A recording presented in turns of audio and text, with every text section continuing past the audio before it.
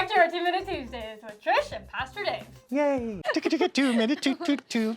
All right, we're back on it. So we are still answering questions from No Nonsense Spirituality, so check out her video. Who suggested these questions for people who are deconstructing and why people leave the church. It was because of these questions. Exactly. And she's right, we've answered them wrong, so we're going to try to redo some of that. Let's see.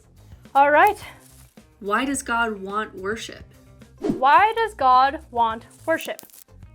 Yeah, that's very interesting because bad churches will paint this as God is somehow empty or lacking or demanding or jealous or whatever it is and needs this from us, okay? That's not divine, that's very human. That's not God wanting worship, that's the church wanting worship. We're gonna be empty unless you come and do this and you have to get God through us and blah, ick.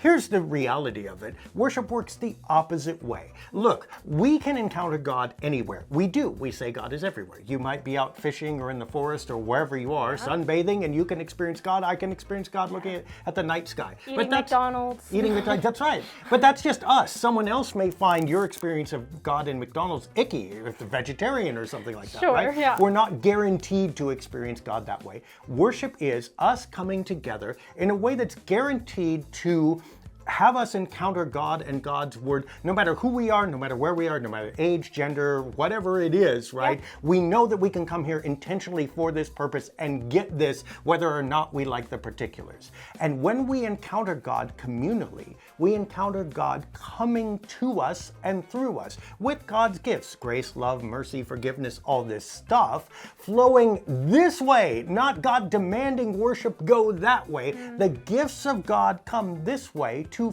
fill us up, to heal us, to make us infinitely full of God's Spirit, so that now all that broken emptiness inside of us is filled and God's goodness flows out from us to the people around us in the week. Whether or not they were actually at that worship, they get to experience that love through what we do during the week because we have encountered that. So God doesn't want worship like for God's self.